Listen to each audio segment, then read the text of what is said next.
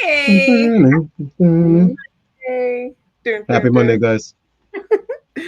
Welcome to Say That channel and welcome to our Monday rundown. We love the Who else Monday notices that Janelle is turned down this year as opposed to last year with the intro? Drop it in the comment. Like the mindful Monday, rundown. Monday. who misses some of that? Oh, my bad. I Well, don't want to we're break here up for your the monologue, but Monday rundown. who out there notices? If this is your There first we time go. with There us, we go. if this is your first time with us here on Say That channel, welcome. We love to have you with us. Normally on Wednesdays, we talk about things that have to do with entrepreneurship and small business ownership. But on Mondays, we get to talk about all of the other things that we don't get to talk about on our Wednesday shows. And then we look to other content creators, other thought leaders to learn what they have to say about the topic. And so we end up all learning and growing together. It's Winston and I's like our favorite thing to do. And we love that you want to do it with us. Absolutely. And guys, before we jump into today's topic, if you have not done so already, remember to subscribe, like the video, and share it. It helps us immensely with growing our channel and getting this message out there. All right, let's jump into today's topic. Is there a way to effortlessly win an argument? Walk I love away. this question. I love this question. I feel like in our society right now, people are extremely averse to conflict and yet constantly in conflict. And when I say that, I mean like people don't like to get into arguments. They rather cancel each other out and just like shut people out, shut people gone. You know, I don't want that energy, cut people off, you know, like all that stuff, because they don't know how to engage in a disagreement. And I would say how to win an argument, I think you first have to recognize that there is even a disagreement and that you're going to engage in it. And then from that point on, I think it requires us to listen to the other person, which is, again, something people don't want to do when there's a conflict. They feel like they just want to shut down and not listen to what the other person has to say because they want to cancel all that stuff. But I think it requires you to listen. I think it requires you to listen to what the other person is saying. I think there needs to be an acknowledgement that what the other person is saying may even make sense to a certain degree. And then you just point out where you may think differently. And then how you win the argument, it's not about who's right or who's wrong, actually. I think even that doesn't matter about who's right or who's wrong. If the winning is how do you influence someone to hold the same opinion as you, I think that might go along with you need to make them feel heard and understood. Once someone feels heard and understood, they're more likely to listen to what you have to say. And then from that point on, I'm a little iffy, but I know that that's a big part of the process anyway. If I had to break down the process, that would be a part of it for me. Okay.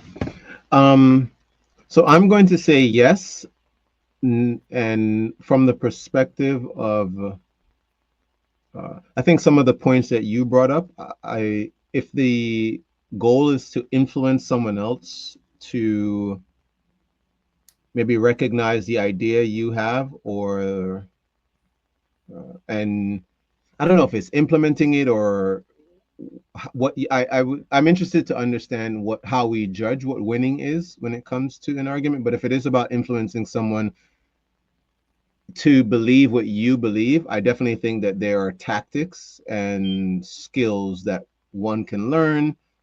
I mean, there are literally books written about how to influence people. And so I want to say yes, that there are ways. The effortless part is the part that I think I'm maybe stumbling over, because to the beginning, the points you were making in the beginning, I think there is just this aversion, or it could be for some people an aversion to arguments, and so that there would be, and to me, there would have to be some type of effort put forth to get to the win in some way. So I am interested to learn how to do that effortlessly, because I absolutely do believe that you can win an argument. It's just that effort part that I'm sitting here going, how do you get through that without, exerting some form of effort, internally or something? Great question. And this is exactly why we go to experts. Say that. So we're going to go to, we're fans of this Janelle's gentleman. man crush. Tell the truth. One No, of her light-skinned man crush. Trevor Noah, please. Let's be One clear. of his little brother. His little brother. You know, people said that when he actually Of interviewed course, Trevor Noah. People were like, him. "You guys look like brothers." Yeah. So yeah. Anyway, we're talking about Stephen Bartlett and his podcast, The Diary of a CEO, where he interviewed an expert, a body language expert on how to win arguments. So I think this is going to be a lot of fun to learn. Absolutely. Let's jump into it. In your work, you talk about how to win an argument. And when I say win an argument, I don't really mean an argument. I mean more like, you know, me and my girlfriend are having a conversation. Yeah. And I want to get to a good resolution. What are the things I should definitely not do? Calling out little points that any kind of incorrect information, we wait until the end. We save it. Okay. So if I'm in an argument with someone and they're calling me out for doing something I clearly didn't do, I'll wait. I want to wait. Why? Because they get diffused. Now we want them to get that out first. But right away, as soon as possible, in any argument like this, I want to establish, like, do we have a similar common ground? What common ground do we share? And do we want a similar outcome? And I might even ask that question, be like, really quick, do we both want the same thing from this discussion? And I would never call it an argument. So the moment that we redirect on, this is the outcome I want, instead of I need to win an argument, because when we're in a fight, we tend to think I intellectually need to conquer this conversation and I need to be right. And if I can be right, that means I was right. Not winning an argument doesn't mean you were right before or right after, but it's like, what is the ideal outcome for both of us? And I would stop in a business negotiation or whatever. What's ideal for both of us? We both want this same thing. And the ideal outcome for you is this. The ideal outcome for me is this. And I think there's some middle ground here. Mm-hmm. And that would be the same thing in a relationship. If anything started spinning out of control, the first thing I'm going to think is, I'm going to hear what's not being said. So if my wife was saying, you don't even need to call me. You don't call me anyway when you're on these business trips. I never get phone calls. Do you think she is worried that her phone isn't ringing, or she's worried that she's not being appreciated and not feeling loved? So men especially will tend to say, well, let's open these facts really quick. Pull your phone out. I'm going to show you some missed calls right now. It's not about the calls. I need to hear what's underneath the statements that someone is saying. You need to hear between the lines, just like a behavior profiler. So what's the emotion that's starting here? Is it anger? Is it loneliness? Is it feeling unappreciated? I need to understand what the emotion is behind what someone's saying and address that, and never address exactly what people are saying to try to win an argument. I just posted a video on YouTube 3 days ago it was called The Narcissist Off Switch. And it was how to disarm any narcissist. And there were these very specific methods, but the biggest method of all was to always think about what they are using to get out of you. So if I'm in an argument, is someone using fear, obligation, or guilt? And that acronym spells FOG. So am I going to get in trouble, or can I recognize when somebody is using fear, obligation, and guilt? And if someone is doing any of those things, I want to call it out in a non-confrontational way. So let's say you give me some line about, like, if you don't do this, I'm going to have to work 19 hours next week. So it's never about the hours, and it's guilt, right? Mm-hmm. I could say, Stephen, maybe you didn't mean to, but it sounded like you wanted me to feel guilty about me working next week. And I know that you're a good person. I don't think you meant it that way. So I will absolutely call out any fear, obligation, or guilt, always. But I'll call it out in a way that says, maybe you didn't mean this, but it sounded like this is what you were saying right here. And I always want to use that word where it's non-confrontational, and I want to give them an out. So in interrogation training, we always call this the golden bridge. In the art of war, they say, give your opponent a golden bridge on which they can retreat.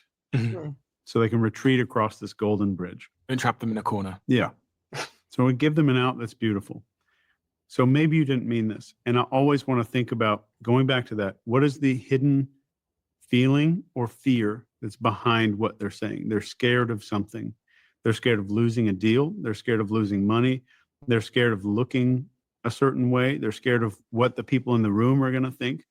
So where is the hidden fear in someone's argument? Anytime you're in an argument, there's a level of concealed fear. And just 30, 40 seconds, you can find that.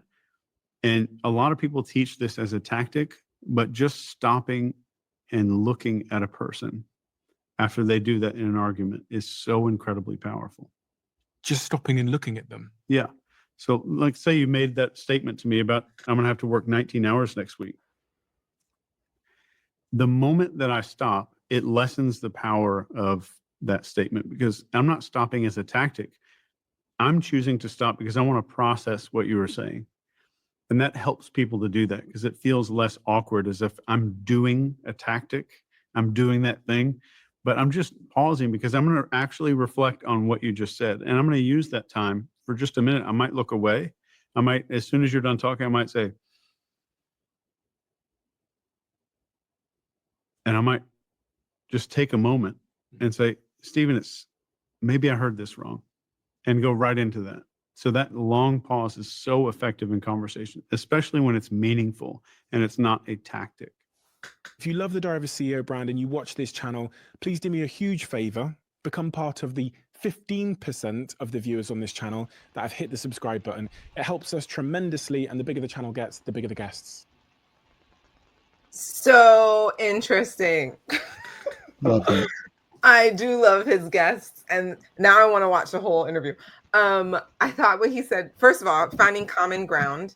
I actually had that thought in my head, making someone feel understood and heard. And then the next thing is finding common ground. I forgot to say it because I got caught up in whatever I was saying. So I love that he said that. I think that is one way, because then it's no longer an argument because we both want the same thing, right? If we both want the same outcome, then you've won. We both won, actually. Like it's not about one winning and one not winning. It's about how can we figure out how to navigate to the same place if we have a common goal. So I really love that he said that. Yeah. I also love that. And just establishing that is actually really helpful. Go ahead. Yes, and establishing that, yes, like from the very beginning. And I also love actually how he ended it, which is to say that all arguments come from a place of fear. There's some sort of hidden fear, and that's what usually creates the argument or the conflict in the first place. And then to sit and think about, okay, like, are they using fog? So are they trying to create fear, obligation, or guilt, right? Mm-hmm. And then what is the potential fear behind what they're saying? And giving them the golden bridge. I don't mean, I'm not necessarily giving them the golden bridge so you can trap them. Give them a golden bridge. So again, you're not trying to be combative, right? It's if you have a common goal, then both of you will win in the end anyway. So anyway, those are my thoughts. I thought it was really good though. I love what he's got to say. Really good. One of the things I like that he highlighted was, and it may not be only men, but I do think there is this, let's bring facts to conversations or disagreements. And I like that he highlighted about the example he gave about, oh, let's bring up your phone and let's see how many times I've called you. And recognizing, and I've had this experience where you think something is about one thing, and you I guess as a guy, you want to point to facts. But, but it's not, because it's not about that fact. You bringing that to the table doesn't add or doesn't allow the other person, or it may make the other person feel unheard. It's interesting because you're hearing, oh, phone calls, but there's something more they're talking about, and you're not hearing that in their words. And it is, I do think one of the things and skills I definitely that he highlighted of many, but just the idea of stopping and listening. I've read even just Art of War and things like that. They talk about just that idea, and especially in a lot of sales books, they talk about the first person who talks, and they explain some of the principles behind why that is, and how if you just sit there and just be quiet and let another person, it just allows for them. I like the fact that he said it allows them to diffuse maybe some of the emotions that's going on within them. I don't think I've ever heard it from that perspective. And I do like the way he, not that he used it, I don't think he made the things he's sharing seem like tactics. They seem like really empathetic ways to communicate with someone. That's what I want to get across. The way he approached it seems I feel like he took a lot of old 4-hour work week kind of vibes and just put a little bit more emotional intelligence on it. Because I do think people know, you don't want to feel like you're being tacticked or whatever, but you do want to learn skills to resolve, emotional and sometimes daunting conversations that you may have. Crucial, there's the word. That's the word I was looking for. Crucial conversations that you have to have. Great book, by the way. Yeah, yes. Great book. And they do a little bit of that in there as well. One of the best ones that I remember was the whole husband and wife come home. They're, she's had a really rough day. He's had a really rough day. They get into an argument, and both of them wanted the other to comfort them, to each other, and they just never got an opportunity to express that, and it turned into a fight. But they were both looking for, like you said earlier, they were both looking for that common ground, and just never had an opportunity to express that. So really good stuff, man. Oh, so good. Hey, look, if you got something out of today's episode, please let us know in the comments. We read all of the comments. We want to hear it. This is one of the reasons why I love when we get into these types of conversations, because I feel like we can all do better. It's like a reminder of things that we can do to get better. And that's what we're here for on Mondays, to grow and learn and get better. So we'll see you next Monday. But until then, as always, remember that you deserve the good life. Say that. Say that. Enjoy your week, guys. Be well.